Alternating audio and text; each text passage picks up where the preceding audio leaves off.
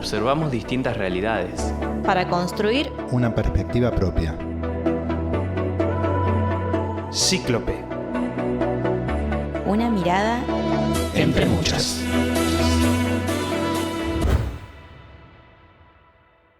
Dicen que el ser humano es un animalito de costumbre. Cuando se acostumbra a algo, después les cuesta volver a lo que era, o si está viviendo esto, vivir otra experiencia, le cuesta mucho. Se habla del síndrome de la cabaña. Hay personas que tomaron esta cuarentena y ahora hasta tienen algún temor de salir, ¿puede ser? Esta cosa de que en un momento a lo mejor nos adaptamos y decimos: estoy muy bien, me siento protegida, no quiero salir de mi cuchita porque el mundo exterior es muy malo. Esta idea de refugiados en la cabaña, pero con miedo a salir, comenzó a aplicarse ahora en la cuarentena. La pandemia y el miedo a volver a la normalidad.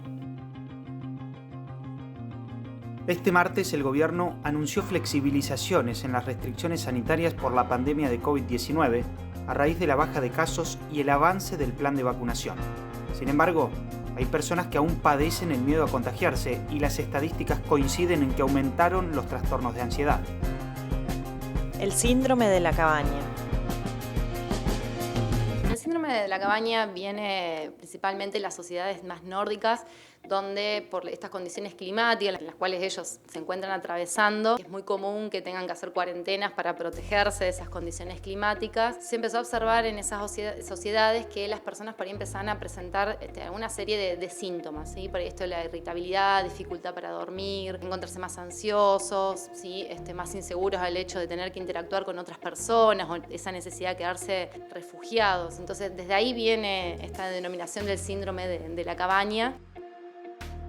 Yo siempre tuve miedo a las enfermedades respiratorias, siempre. A los resfríos, a las gripes. En mis inviernos siempre eran sufridos porque como soy un ser muy social, me costaba el encuentro. Tengo como un escáner, yo detecto enseguida si una persona está resfriada. Entonces, obviamente no compartía mate, vaso, nada, pero si estaba en una situación de una reunión social y veía a alguien engripado o resfriado, realmente era una tortura para mí. Así que, con el COVID esto se acrecentó un poco, tocfobia o no sé cómo llamarlo. Lo que intenta describir es justamente una persona que se aísla en su hogar por mucho tiempo y después tiene consecuencias. No necesariamente una persona que se aísle sí o sí va a tener consecuencias, pero puede potenciar personalidades previas o situaciones previas. Y la pandemia produjo eso, principalmente fobias, tanto la fobia como para salir al exterior, la fobia para estar en público o en un entorno social, y después lo que llaman fobias específicas, que en realidad si hablamos puntualmente de la pandemia es la que más se puede relacionar a este síndrome de la cabaña. O sea que esto nos afecta comúnmente a todos. Cuando hablamos de síndrome no es que haya una patología en sí. Cuando hablamos de síndromes hablamos de lo que es un conjunto de síntomas que se van presentando conjuntamente, pero es una respuesta normal ante esto de volver a salir. Nos fuimos refugiando por un miedo, por el temor al contagio, por una cuestión de seguridad, y esto es lo que el cerebro automáticamente hace. Entonces hicimos de nuestra casa, de nuestro hogar, ese lugar seguro, ¿sí? De protección. Entonces volver a salir por ahí nos empieza a generar estos temores de qué es lo que puede pasar, hacer estas predicciones de que me va a pasar algo malo, el afuera es malo, ese es el mensaje que estamos recibiendo constantemente en nuestro cerebro. Entonces por ahí esto nos afecta en general a todos.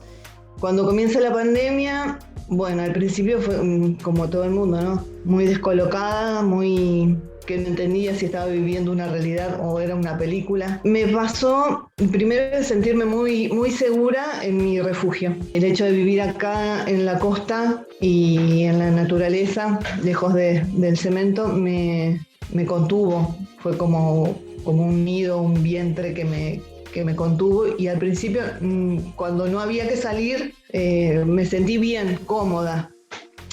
Estoy hablando desde mi situación de privilegio, no estoy diciendo que la pandemia es una situación cómoda. Sí estar atento a cada uno en su sintomatología, la intensidad de los síntomas, ¿no? O sea, si esto realmente empieza a afectarlo cada vez más a la persona, realmente al salir siente que se queda sin aire, que empieza con palpitaciones, sudoración, o sea, ya empieza con mayor sintomatología que le impide avanzar. Ahí sí, obviamente, esto consultarlo, porque ya podemos pasar a un trastorno de ansiedad, que puede ser posiblemente tal vez a veces una fobia.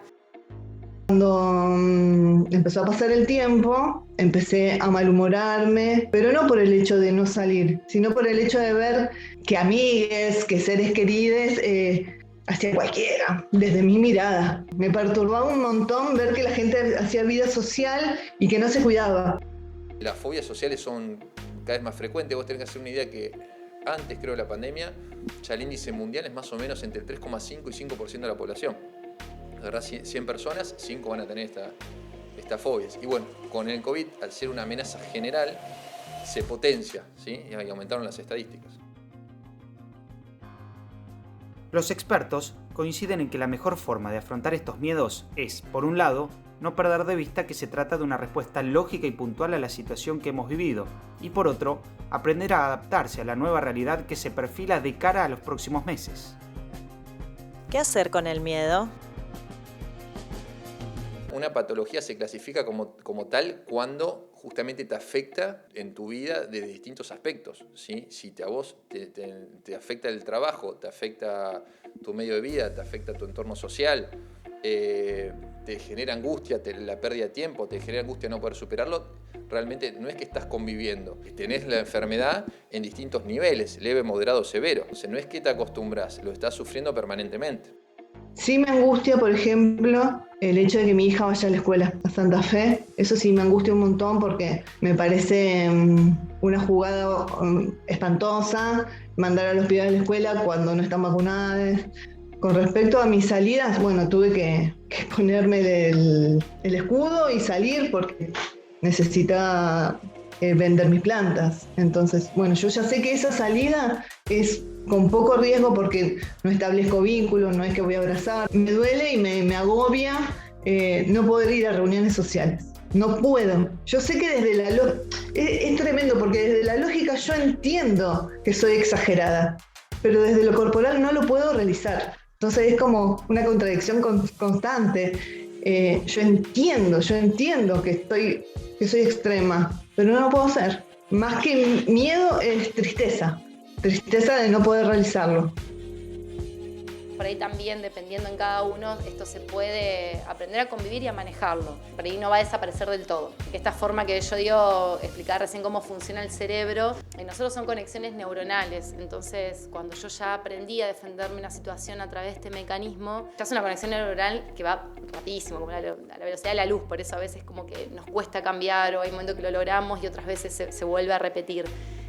Pero en sí se revierte muchísimo la ansiedad, está en la predisposición también de la persona de poder trabajarlo, intentar trabajarlo. El método para tratar el miedo es enfrentarlo, ¿no? De a poquito es como desafiarnos a las cositas que me van presentando más ansiedad y ir corroborando que ese pensamiento catastrófico que tengo no es real, es una construcción mía, no va a pasar ese peligro.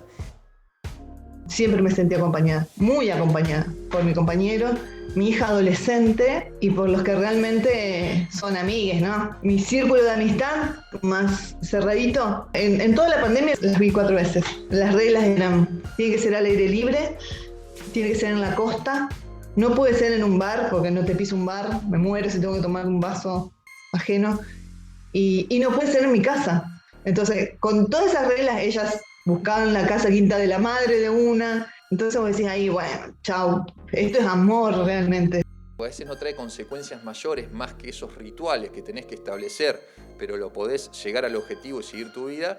Bueno, lamentablemente no es lo ideal, no lo tratan inclusive a veces. Dice, bueno, lo manejo de esta manera. Pero siempre hay que tener cuidado porque muchas veces puede ser como una bola de nieve. Ese síntoma lleva a otro.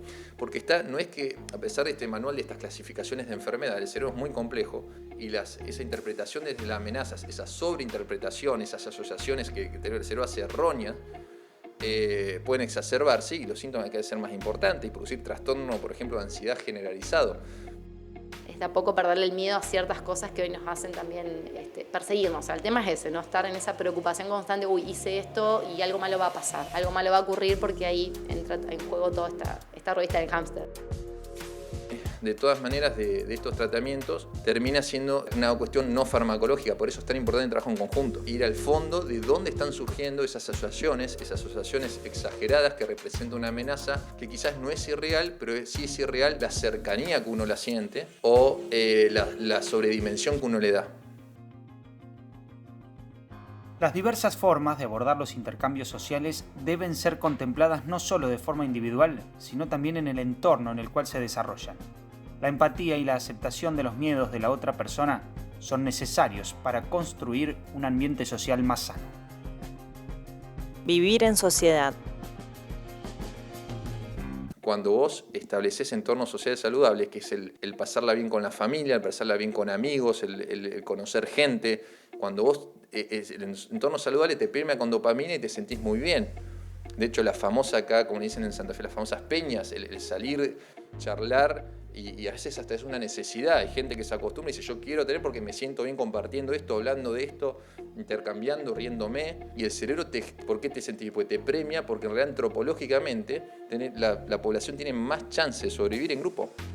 Yo creo que trajo cambios que se van a sostener en el tiempo, al cual nos vamos habituando, y esto tiene que ver con el cambio social que se va dando. Si bien todos tenemos conductas individuales, cuando las empezamos a compartir, se empieza a contagiar y la sociedad misma las empieza a validar estas conductas como el modo correcto de funcionar como es ahora. Hoy ya a veces, digamos, mantener la distancia en un saludo ya no nos choca tanto como en un principio, que lo sentíamos como una falta de respeto o cómo me voy a alejar de esta manera, y ahora ya se toma cada vez más natural y está probado que ese es por ahí el modo correcto de saludarse. O para nosotros que el tema del mate, tan vinculado a lo social, como ella también no se toma como algo de falta de respeto que no quiero compartir con vos, sino que se entiende que cada uno mantiene esta parte higiénica de decir, bueno, mantengo mi mate.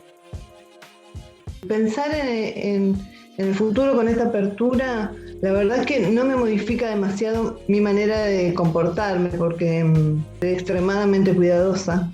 Soy extrema, uso barbijo, uso un spray nasal, me protejo un montón. Sé que soy exagerada, pero sé que lo que hago está bien. Estoy convencida de que el camino que yo tomo va por el lado de lo que siempre fui también, de lo social, de la empatía. Por más que trabajemos acá en un consultorio o se trabaja en forma individual, esto también después tiene una afuera, porque nos vamos contactando con otro y el otro se va contagiando de esto. No podemos negar esa parte social y que lo necesitamos, y sobre todo para transitar esta situación de la pandemia necesitamos uno del otro, de entendernos, de tenernos un poco de paciencia, respeto, porque estamos viviendo toda una situación que se ha notado, ¿no? De mucha irritabilidad afuera, en la calle, entonces tenemos que ser todo un poco, apelar un poco a esta parte de compasión y entendernos que todos estamos pasando por una situación difícil y que a la vez implica volver a adaptarnos de nuevo. Ahora que estamos como saliendo, es una nueva readaptación, por lo tanto también lleva su proceso. Esta enfermedad del COVID vino para mí, a poner en relieve de qué se trata la empatía.